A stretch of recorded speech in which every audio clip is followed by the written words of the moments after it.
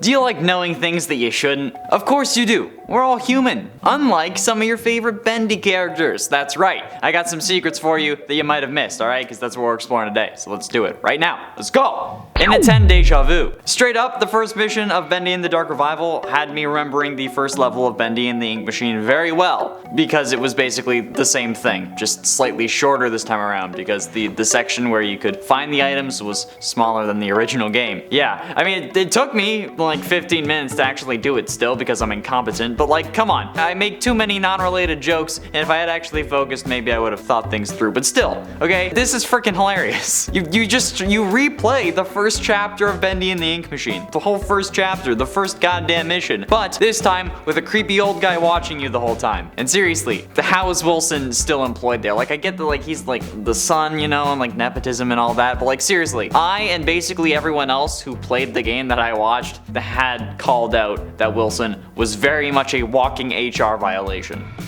How has he not been fired? Let's see what we can find. Come along now. Let's. You're the maintenance guy. Dude, you have one eye. How are you supposed to protect me? But yeah, it's still the first mission, just slightly creepier. Like, even the same Bendy cutout is being placed where we just were. There's the same items on the pedestals. The same reason to have those items there, restarting the Ink Machine. But the weird thing is that the first version of this took place in a world that doesn't technically exist. So, do with that information what you will. In at 9, Sauron. He is always watching. Okay, well, not actually like Sauron, but you know what I mean. The dark atmosphere of the game and the constant paranoia of jump scares, or maybe that's just me, can cause the players to shy away from actually like exploring different parts of the animation studio. Especially when you might think that this is just a linear game like the first time. But no. People can find clues about what's really going on within the animation studio from mysterious artifacts placed around the map. The memory items, the additional audio logs that aren't required for the story, etc. However, for this one, you're actually gonna have to like take a step off the beaten path and kinda go where you wouldn't expect. Players can find eyes painted on a desk drawer in the first chapter of Bendy and the Dark Revival, alright? Like the actual cycle. These eyes have the message "he sees everything" written above them on a table in black ink, obviously, because it's Bendy. But then you can also collect an audio log from on top of that desk and discover even more secrets about what's going on. But honestly, this is terrifying. The idea that we're constantly being watched isn't actually all that far off either, or at least it wasn't that far off because of the whole, you know, spoiler alert for like the story of the game. But if you watch MatPat's theory, you already know about this. 3, 2, 1. But because of the whole world being made by Joey so that he could torture people, it was kind of, yeah, I mean, we were obviously being watched. It's kind of his world. That's how it goes. In at 8, out of map secrets. Yes, much like other popular games, Bendy and the Dark Revival has some out of map secrets as well. While games like Skyrim have just random unused tiles and whatnot, Bendy and the Dark Revival has 2 different characters that you can possibly find. One of them is a physical incarnation of the Wandering Sin. The Wandering Sin is a hidden Bendy cutout found throughout Bendy and the Ink Machine and Boris and the Dark Survival, and in this game, known as Sinful Bendy, it can only be found in inaccessible locations. You can also find Borkis, a paranormal counterpart of Boris the Wolf and hidden enemy in Boris and the Dark Survival. You can also find him in Dark Revival, but unlike their original appearance, he's not a hostile foe, but rather an enigmatic secret that can only be found in other inaccessible areas. But, you know, they're inaccessible areas. So, it's not something that you can normally see, which is unfortunate because, like the secret Bendy, I am also a physical incarnation of Wandering Sins. However, mine are mostly based on lusting after chicken animatronics. In at 7, Soup Can Retcon. Believe it or not, like Ripley's, there's actually a retcon in Bendy and the Dark Survival. In a cabinet under the table of confiscated weapons, which I believe you can see in either chapter 3 or 4, is a bacon soup minigun, which you can't actually use, unfortunately, because that would be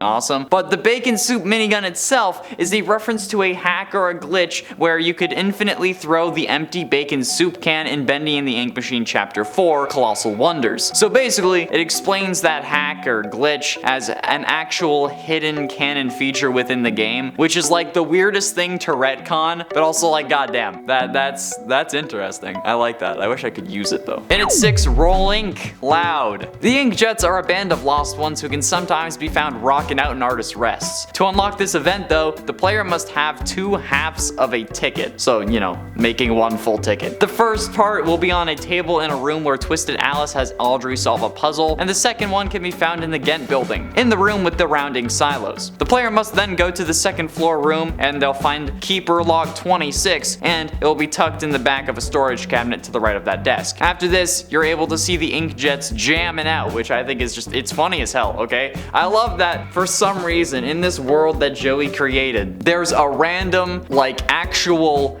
ink boy band in the middle of artist rests, and for some reason they'll put on shows, and like only if you have the ticket. Like anyone else that can be there while they perform, but you specifically, you need a ticket because you're a Drew, or at least supposed to be. More on that later. Halfway through into number 5, time to reflect. If you're like me, you're not really used to mirrors working in video games. Most of the time they're just like a blank texture that doesn't really do anything, or maybe the mirror is really dusty and you can't actually see anything, or maybe sometimes they're just reflections of the room but they won't have the player in them. Only in like simpler games like Gary's Mod, which was in essence just a base that people added onto since it started off as a mod, only in those were there actually a reflection, but because the animations were so simple, it made sense and it was actually relatively possible. So when I saw the mirror in Audrey's office right off the bat, I was impressed. But luckily my experience with Gary's Mod saved me from being more curious, since if I was to interact with the mirror 5 times, the ghostly face of Audrey would briefly flash on the mirror with a loud shriek. That same scream is actually the audio used for Alpha Bendy and Bendy and the Ink Machine's prototype, which would have made me very upset, because as I've expressed multiple times on this channel, I hate jump scares, okay? Gotta love that sensory overload, baby. But either way, this is a requirement for the time to reflect achievement. I say a requirement, but it's the only requirement. But it begs the question, how is this even possible? Unless she's just like hallucinating it. In it 4, Majora's Mask. The Legend of Zelda Majora's Mask is commonly known as one of the scariest Zelda games. The looming threat, a time limit, and having to repeat your 3 days over and over until you save everyone is definitely terrifying. But now that I think about it, it's kind of similar to the cycle. The cycle is created so that Henry can go through the first game over and over again, being tortured as a totally healthy and not at all a serial killer origin story in any way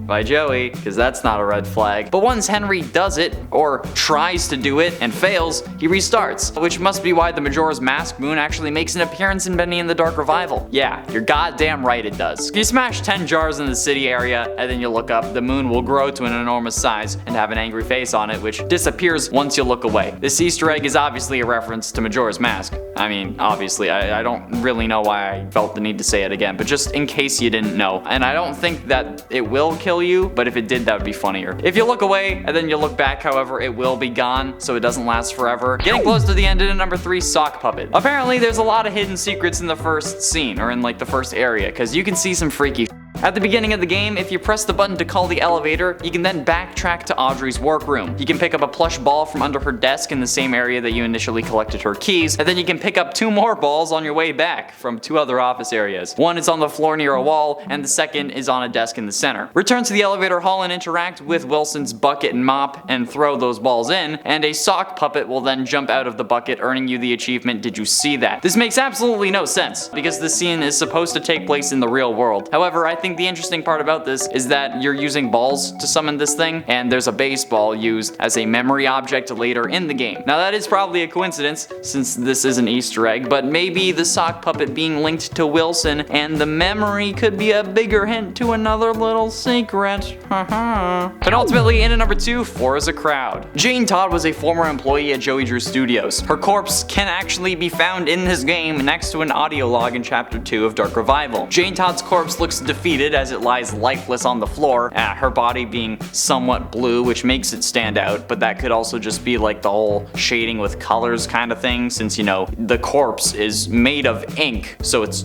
jet black. You can't really shade black with black, so it makes sense for them to use blue. But either way, we actually know that this is a corpse, since it has persisted and didn't turn into a pure puddle of ink after death, which does mean that this is meant to be Jane Todd. Yeah, this is definitely a situation where she turned into an ink creature. But this really does make me think, is this her? Like, is this her, or is it just like an assistant? Because she could be the member of the Butcher Gang that she proposed. Jane Todd was working on animating a 4th character that could be a part of the Butcher Gang. She wanted to make her character, Carly, join the Butcher Gang along with Bendy, Alice, and Boris, but nobody believed that it would actually happen. And then she was dead. And finally, in at number 1, Audrey Ark. This isn't a confirmed secret, however MatPat seems to make a pretty good case for Audrey Drew actually being Audrey Arch. Well, kind of. You see, throughout the game you collect various memories which don't really have an explanation beyond what the item is. MatPat believes that these all belong to Nathan Arch, the founder of Archgate Films and an old friend of Joey Drew, and that after allowing Joey Drew Studios to go bankrupt so that he could acquire the Bendy IP at a steal, that Joey somehow got Tessa Arch, Nathan's wife, into the ink machine and turned her into Audrey, so that Joey could finally have a proper family of his own, which would also then mean that we'd be playing as Wilson's mother.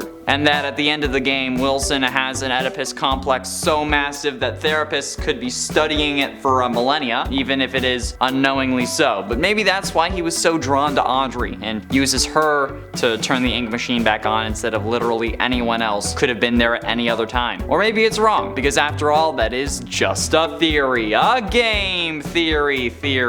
Because it's a theory coming from game theory, so it's a game theory. If you want to see more theories about like Bendy and other games like FNAF, we got plenty of those on this channel too, so you should check those out as well, one of which should be popping up on your screen right now. So thanks for watching.